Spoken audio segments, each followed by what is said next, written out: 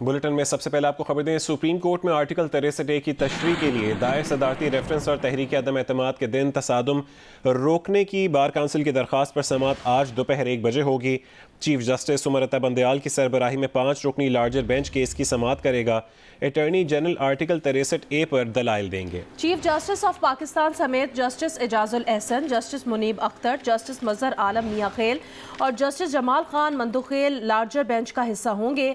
Supreme court ने bar council को भी मुआवनत के लिए नोटिस जारी कर रखा है। हुकूमत की इत्तेहादी जमातों के अलावा तमाम सियासी जमातों को भी नोटिस किया गया है।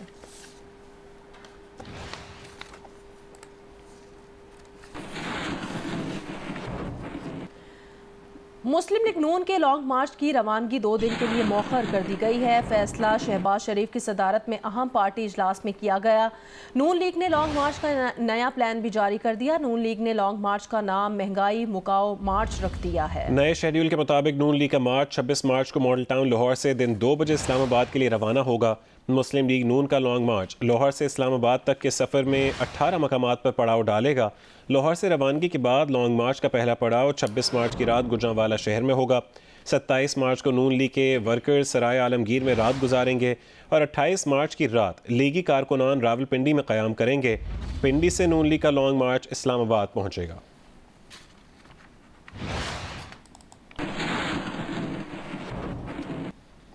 महंगाई मार्च से मुतालिक JUI ने शेड्यूल जारी कर दिया है। मौलाना फजल रहमान की क़यादत में DI खान से काफ़िला 26 मार्च को रवाना होगा। तर्जुमान JUI असलम गौरी के मुताबिक काफ़िला शाम 5 बजे हकला इंटरचेंज पहुँचेगा। सूबाई काफ़िले सूबाई क़यादत की हिदायत के मुताबिक रवाना होंगे। तमाम काफ़िले 26 मार्च की शाम इस्लामाबाद में दाखिल होंगे। काफ़िले श्रीनगर हाईवे G9 पर जमा होंगे।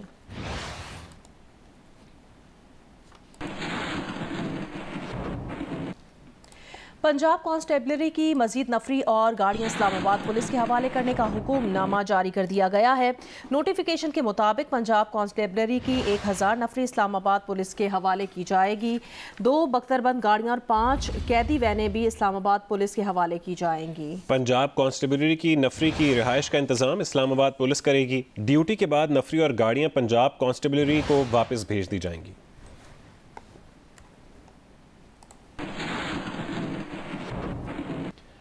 अटॉर्नी जनरल खालिद जावेद खान ने कहा है कि जस्टिस काजी फाजीसा चीफ जस्टिस के नाम खत को पब्लिक डॉक्यूमेंट ना बनाते तो बेहतर होता।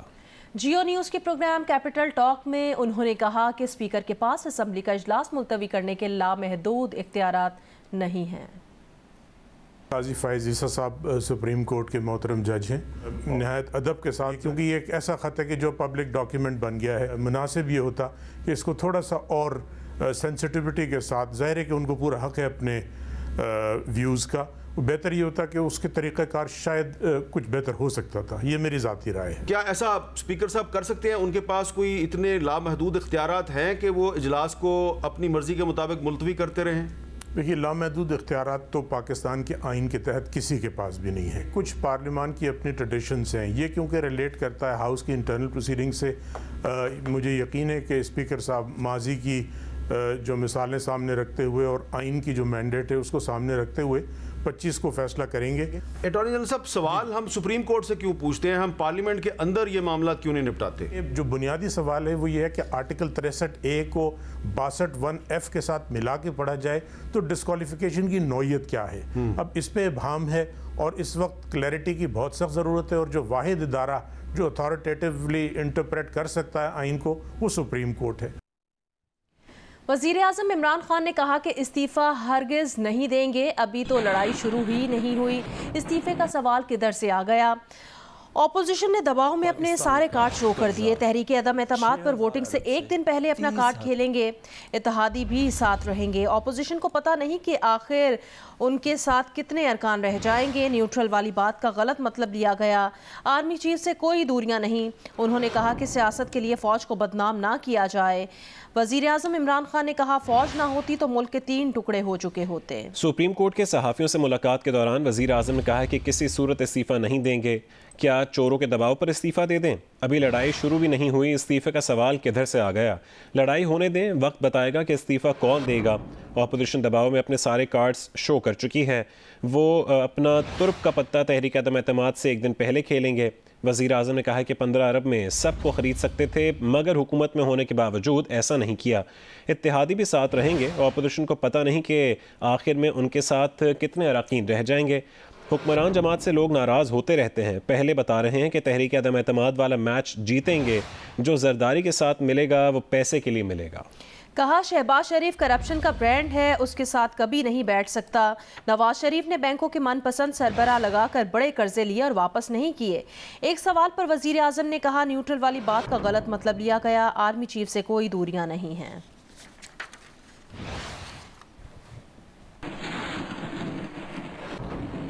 पीपल्स पार्टी के चेयरमैन बिलावल भुट्टो जरदारी ने कहा है कि इमरान खान अक्सरियत खो चुके हैं, हुकूमत ख़त्म हो चुकी, हमें चूहा चूहा कहने वाला खुद चूहा बनकर भाग रहा है। गैरत है तो इमरान खान मुकाबला करो। बिलावल भुट्टो ने कहा कठपुतली को निकालने के लिए हर जमहूरी तरीका अपनाएंगे, मुखालिफिन को गले भी लगाएंगे। अंपायर की उंगली का इलाज अंगूठे से, वोट से, जमहूरियत से करेंगे। आईसीसी वुमेन्स वर्ल्ड कप में इंग्लैंड के खिलाफ पाकिस्तान की बैटिंग लाइन को मुश्किलात का सामना है। पाकिस्तान की 7वीं विकेट 95 रन पर गिर गई है। फातिमा सना 4 रन बनाकर आउट हो गई।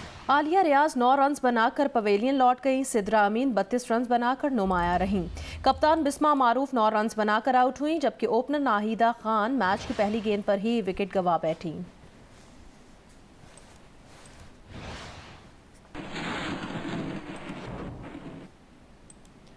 मुशीर ज़राअत सिंध मंजूर वसान ने पेशगोई की है कि इमरान खान गुस्से में आकर जलसे में इस्तीफ़ा देने का ऐलान कर सकते हैं और मुल्की सियासत के लिए आने वाले 2-3 दिन बहुत ही अहम और मुश्किल हैं। मुशीर ज़राअत सिंध मंजूर वसान ने एक बयान में कहा है कि इमरान खान का दौर ख़त्म हो चुका और कौमी असम्बली में इमरान खान की अक्सरियत नहीं रही। अब हर जगह से अपोजिशन के हक़ में फ़ैसले आ रहे हैं। इमरान खान के साथ धोखा हो रहा है, अपने ही लोग इमरान खान से धोखा कर रहे हैं। मंजूर वसान ने यह भी कहा कि ये पहली हुकूमत थी जिसे इस्टेब्लिशमेंट ने बिल्कुल खुली छूट दी थी। मुनहरिफ रुकने पीटीआई राजा रियाज ने जियो न्यूज़ के प्रोग्राम कैपिटल टॉक में कहा कि 2 वजीर और मजीद 11 अफराद अपोजिशन में शामिल होना चाहते हैं। पीटीआई के 11 लोग और आ रहे हैं, 2 वफाकी वजीर आ रहे हैं और इसके अलावा बुज़दार साहब भी इनको छोड़ के जा रहे हैं। अच्छा। और बुज़दार साहब सियासी जमातों से राब्ते कर रहे हैं, कहीं से टिकट मांग रहे हैं। अभी आपने दो वजीरों का जिक्र किया अभी आप। जी जी, इनमें वो 2 भी शामिल है जिनको आप नहीं आने दे रहे। नहीं, मैं उनको अपोजिशन की तरफ नहीं आने दे रहे थे, अब आप मान गए हैं। मैं ये मान रहा हूँ कि 2 वजीर आना चाह रहे हैं, लेकिन उनके लिए गुंजाइश नहीं बन रही। अगर गुंजाइश बन गई या हम में से कुछ लोग राजी हो गए तो शायद वो आ जाए। तो देखा ना, मुझे देखे मेरी बात दुरुस्त है ना कि आप लोग जो है कोई राजी नहीं हो रहे। यहाँ आपको खबर दें, मुल्क में मुसलसल दूसरे रोज़ 24 घंटों के दौरान कोरोना से कोई मौत नहीं हुई। NCOC के मुताबिक गुज़श्ता रोज़ 30,054 कोरोना टेस्ट किए गए। मुस्बत केसेस की शरह 0.69% रही। 210 अफराद में कोरोना वायरस की तस्दीक हुई। 445 कोरोना मरीजों की हालत तशवीशनाक है।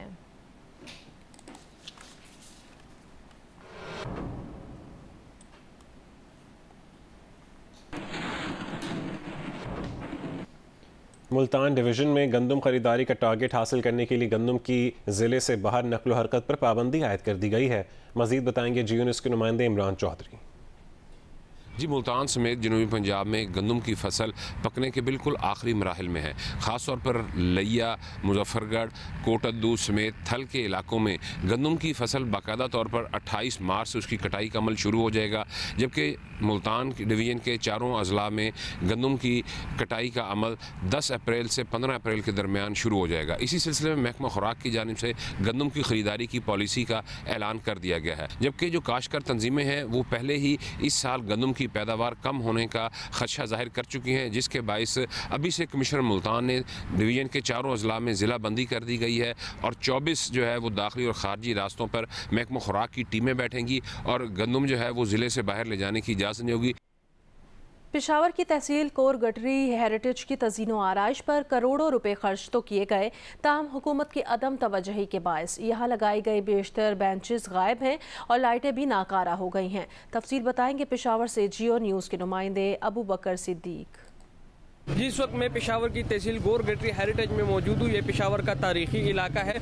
इस तारीखी मकामात के लिए कुछ अर्सा कबल हुकूमत की जानिब से करोड़ों रुपए खर्च किए गए थे, जिसमें उसकी तज़ीन और आइश हुई थी। साथ यहाँ के जो रोड्स है उसे दोबारा तामीर किया गया था। कुछ ही अरसे के बाद यहाँ पर मौजूद बाज़ लाइट्स जो है वो नाकारा हो गई है। साथ जो सेवरेज का निज़ाम है वो भी अबतर होता जा रहा है। यहाँ पर जो बेंचेस लगाए गए थे वो भी देखे जा रहे हैं कि बेशतर बेंचेस जो है गायब है। और यहाँ के इलाका मकीन ये मुतालबा कर रहे हैं कि हुकूमत इस तारीखी इलाके पर तवज्जो दे और इसकी तज़ीन और आइश और इसकी तामीर के लिए दोबारा इक़दाम उठाए। जी, कराची में mixed martial arts challenger series का इनेकाद किया गया, जिसमें पाकिस्तान और अफगानिस्तान के 28 फाइटर्स के दरमियान मुकाबला था।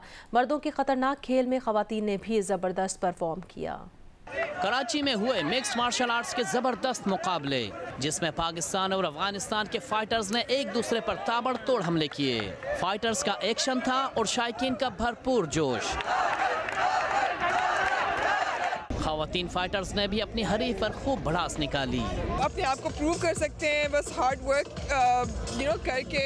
ऑब्वियसली हमारी एक फ़ायदा है, अपॉर्चुनिटी है, स्पेशली एज अ वुमन कि हम इस प्लेटफॉर्म पर आकर दिखा सकते हैं अपने स्किल सेट। शायकीन की बड़ी तादाद MMA और किक बॉक्सिंग फाइट से लुत्फानंदोज होती रही। It's very good for self defence purposes, तो इसके लिए सबको इनकरेज करना चाहिए कि करें, अपने आप को प्रोटेक्ट करने के लिए सीखें। और also even for like fitness, it's brilliant. It was wonderful, amazing event, can wait to see कि और हो और कम्युनिटी बढ़े और पूरे मुल्क में स्प्रेड हो जाए ये इवेंट। मुझे लगता है कि ये बहुत अमेजिंग शुरुआत है और इंशाल्लाह आगे भी बहुत सी और औरतें भी ऐसी फाइट नाइट्स में पार्टिसिपेट करेंगी। हमारे पास एक तो एंटरटेनमेंट के ऑप्शंस इतने कम हैं, तो ये आप ये देखिए हर एज ग्रुप में सारी औरतें हैं, मर्द हैं, बच्चे हैं, सब इंजॉय कर रहे हैं अच्छे माहौल में। इंतजामिया ने कामयाब इवेंट पर खुशी का इजहार करते हुए कहा कि अगले सीजन के मुकाबलों में कई इंटरनेशनल प्लेयर्स भी होंगे। अब इसमें हम ईरान, तुर्की, इजिप्ट, आज़रबाईजान, अफगानिस्तान तो उसमें होंगे और दीगर ममालिक जिसमें बैंकॉक और इंग्लैंड के फाइटर्स को इंशाल्लाह हम इसी जगह पर बुला रहे हैं। शहर में होने वाले इस तरह के मुकाबले नौजवानों को टैलेंट दिखाने का बेहतरीन मौका है। कैमरामैन फहद समी के साथ Jafar Hussain, Geo news, Karachi. Pakistan super league 7 की फातह टीम लाहौर कलंदर्स की मैनेजमेंट ट्रॉफी के हमरा कराची के थैलेसीमिया अस्पताल पहुंच गई। CEO आतिफ राना का कहना है कि थैलेसीमिया के अफराद के साथ जीत का जश्न मनाकर खुशी बढ़ गई है। आतिफ राना और आकिब जावेद का अस्पताल को खून का अतिया भी दिया। पाकिस्तान सुपर लीग की फातेह लाहौर कलंदर्स की ट्रॉफी का सफर जारी है। कलंदर्स के CEO आतिफ राना और head coach Aqib Javed trophy के हमरा कराची के थैलेसीमिया अस्पताल पहुंच गए। इस मौके पर आतिफ राना का कहना था कि थैलेसीमिया के अफराद के साथ कलंदर्स की खुशी मजीद बढ़ गई है। और थैलेसीमिया के जो बच्चे हैं उनकी हमें सपोर्ट करनी चाहिए। आकिब जावेद और आतिफ राना ने थैलेसीमिया के बच्चों को खून का अतिया भी दिया।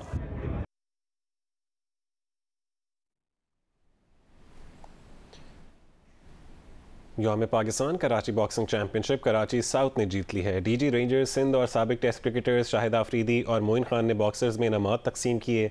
हॉकी ओलंपियन इस्लाहुद्दीन का कहना है कि बॉक्सिंग और फुटबॉल के बगैर लियारी मुकम्मल नहीं है। कराची के पीपल स्टेडियम लियारी में सजा यौम पाकिस्तान कराची बॉक्सिंग चैंपियनशिप का मेला। 5 रोजा इवेंट के दौरान 70 मेंस और 21 वुमेन बॉक्सर ने 78 मुकाबलों में एक दूसरे पर मुक्कों की बरसात की। इस मौके पर लियारी की बैंड ने अपने फन का मुजाहरा भी किया। चैंपियनशिप में कराची साउथ ने पहली जबकि ईस्ट ने दूसरी पोजीशन हासिल की। मुकाबलों के इख्तिताम पर DG rangers Sindh major general Iftikhar Hasan Chaudhry, Shahid Afridi, Moin Khan, Javeria Saud और सेक्रेटरी स्पोर्ट्स अख्तर इनायत ने बॉक्सर्स में इनामात तकसीम किए। यौम पाकिस्तान के मौके पर लाहौर में पाकिस्तान हॉकी फेडरेशन के ज़ेर एहतमाम नुमाइशी मैच का इनेकाद किया गया। पाकिस्तान वायर्स ने पाकिस्तान ग्रीन को 3 के मुकाबले में 5 गोल से हरा दिया।